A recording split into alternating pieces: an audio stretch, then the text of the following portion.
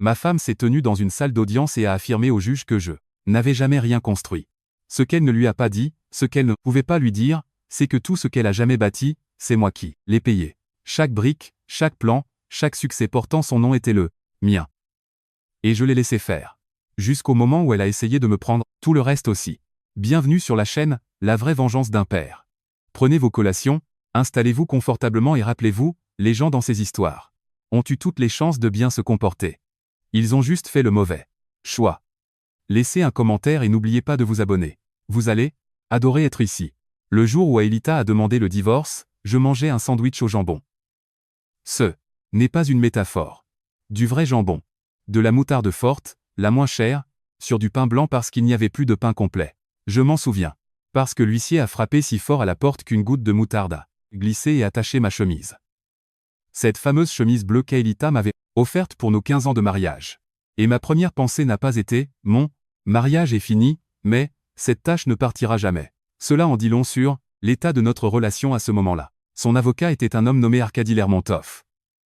Costume impeccable, coupe de cheveux encore plus parfaite, le genre de gars qui facture 40 000 roubles de l'heure et qui vous donne l'impression que vous devriez le remercier pour ça. Aelita l'avait engagé 6 semaines avant de me signifier les documents. Cela signifiait qu'elle planifiait tout cela alors que nous dînions encore ensemble. Le dimanche, alors qu'elle me demandait encore de lui passer le sel. Alors qu'elle m'embrassait sur la joue chaque matin, comme si nous étions des figurants dans un film sur un mariage heureux, 19 ans. Un sandwich, au jambon, une chemise bleue. Avant de continuer, je veux que vous m'écoutiez attentivement, car ce qui va se passer dans cette salle d'audience va bousculer vos certitudes. Laissez-moi vous dire avec qui Aelita Volkova pensait divorcer. Elle pensait divorcer d'un homme qui n'avait rien. Et techniquement, elle avait des preuves. Adrian Volkov, aucune propriété à son nom, aucun brevet, aucune entreprise enregistrée, aucun ouvrage publié, aucun titre, aucun diplôme accroché au mur, aucun bureau de direction à Moscou City. Sur le papier, j'étais l'équivalent humain d'une page blanche.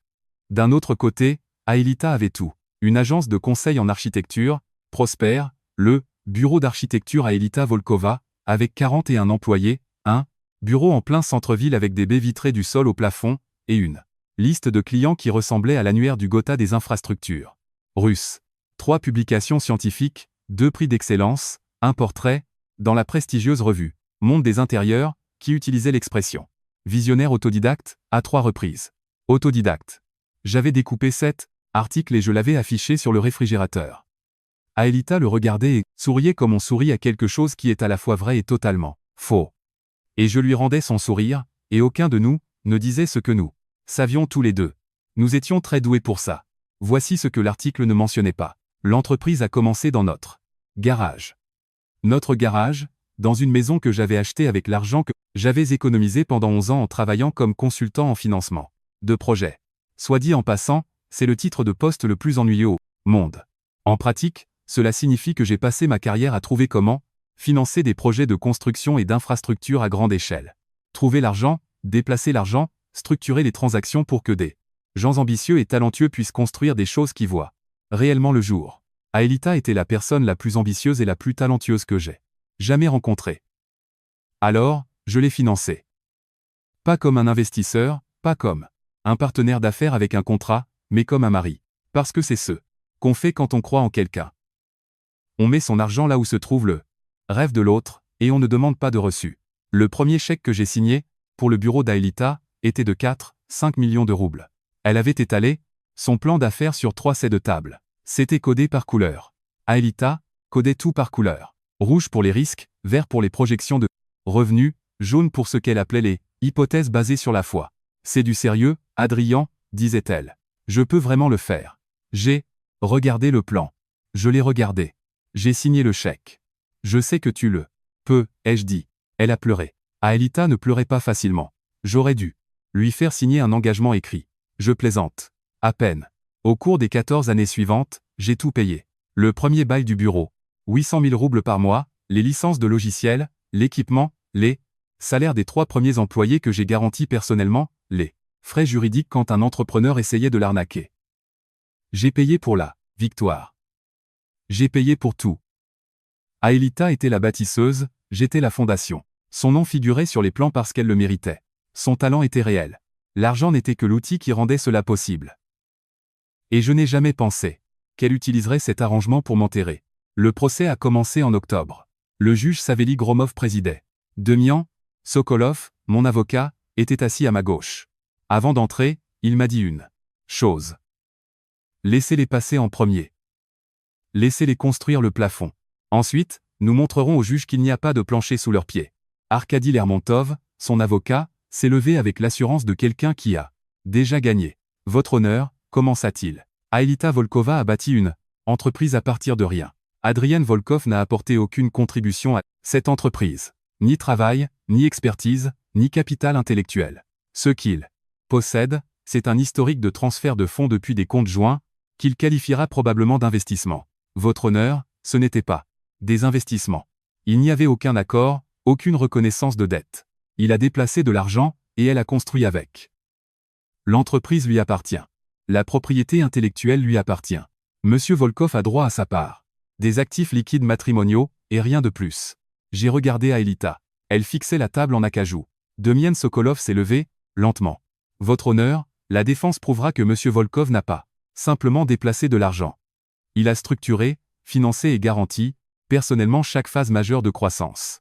Nous prouverons également que madame Volkova en était consciente par écrit. Nous avons des courriels, des SMS, et un message vocal particulièrement explicite de mars 2019 décrivant monsieur Volkov comme la raison pour laquelle tout ceci existe. J'ai vu le visage de Lermontov changer alors qu'il chuchotait quelque chose à Aelita. Je suis resté dans ce mariage pendant 19 ans par loyauté, ou par stupidité. Mais, je n'avais pas prévu qu'elle essaierait de partir avec un récit si bien construit que je serais décrit comme un homme n'ayant jamais rien construit. Elle voulait que je prenne 30 millions de roubles sa version des actifs liquides, et que je m'estime heureux en échange d'une entreprise évaluée à 3 milliards de roubles. Pendant la pause, ma fille Ruslana m'a envoyé un SMS. Papa, dit à Demian, d'ouvrir les mails. Maman va découvrir ce qui se passe quand on essaie d'effacer quelqu'un de l'histoire. Après le déjeuner, Demian Sokolov a ouvert une boîte d'archives. Elle n'avait rien de spectaculaire, mais elle contenait 14 ans de vérité. Votre honneur, a dit Demian.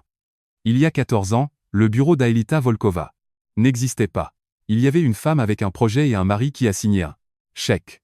Il a sorti la première pièce à conviction, le chèque de 5 millions de roubles de septembre 2010. Adrian Volkov l'a signé sur une table de cuisine. Sans contrat, parce que c'était sa femme et qui lui faisait confiance. Demian a continué, sortant document après document, les garanties de bail. Signées par Adrian, les avances de paie totalisant 20 millions de roubles. Provenant des comptes personnels d'Adrien, quand l'agence ne pouvait plus payer son personnel. Alina Markova, Artem Reyev, Milana Carter tous ont été payés, grâce à Adrian. Lermontov a protesté, mais le juge l'a rejeté. Ces documents sont directement pertinents pour savoir qui a construit l'entreprise, monsieur Lermontov. Puis sont venus les courriels de 2019 lors du contrat pour l'aménagement du quai Primorskaya. Aelita écrivait « J'ai besoin que tu déposes la caution de garantie, Adrien. Je sais que je te sollicite tout le temps, mais c'est le contrat. Si on l'obtient, nous serons intouchables. Et plus loin, je ne sais pas ce que je ferais sans toi. Tu es la raison pour laquelle tout ceci existait. » Enfin, Demian a projeté le plan d'affaires original d'Aelita de 2010. Sous l'onglet « Source de financement », il n'y avait qu'une seule ligne. Adrien, dans la marge, de sa propre main, elle avait écrit « Ah, s'en occupera. Il le fait toujours. » Une suspension d'audience a été prononcée. L'équipe d'Aelita a voulu négocier un accord. Demian m'a dit « La première offre n'est jamais assez. » Et Adrien, nous, ne leur avons pas encore tout montré. Le message vocal. À notre retour, Demian a diffusé l'enregistrement de 47 secondes datant de mars 2019.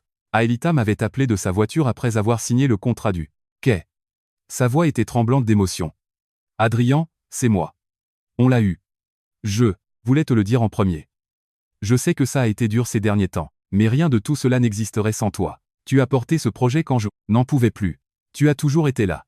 Je t'aime et je vois tout. Je vois tout ce que tu fais. » Le silence est retombé sur la salle. Le juge Gromov a regardé Arkady Lermontov, qui a fini par prononcer les mots que tout avocat déteste. Nous avons besoin d'un instant. En fin de compte, je ne voulais pas d'une guerre sans fin. Je voulais une reconnaissance équitable, une part de 40% dans l'entreprise payée sur 5 ans, mon nom dans les documents fondateurs et un correctif officiel dans le magazine. Aelita a hoché la tête. Elle ne luttait plus. Le juge Gromov m'a regardé avant de clore la séance. Monsieur Volkov, en 31 ans de carrière, j'ai vu beaucoup de gens en colère. La plupart étaient impatients de me montrer ce qu'ils avaient. Vous êtes resté assis toute la journée sans dire un mot. Vous avez laissé parler les documents. C'est soit une grande discipline, soit une grande sagesse. Plus tard, dans le couloir, Aelita se tenait là sans sa veste, l'air épuisé. Je m'étais convaincu que c'était juste, a-t-elle dit. Que l'argent n'était que de l'argent. Et que je n'étais que l'argent, ai-je répondu. Elle a tressailli. J'étais sincère quand je l'ai dit. Dans le message. Je le sais. Mais ressentir quelque chose et agir en conséquence sont deux compétences différentes, Aelita. Elle a acquiescé. Tu as tout construit, Adrien. Je suis sorti dans l'après-midi frais d'octobre. Je ne sais toujours pas si j'ai été discipliné ou sage, mais je sais que j'ai construit quelque chose. J'ai tout construit. Et au final, c'était suffisant. Si vous avez aimé cette histoire, rejoignez notre communauté en cliquant sur le bouton « J'aime » et abonnez-vous pour plus d'histoires réelles, brutes et humaines. Et comme toujours, merci de faire partie de cet espace.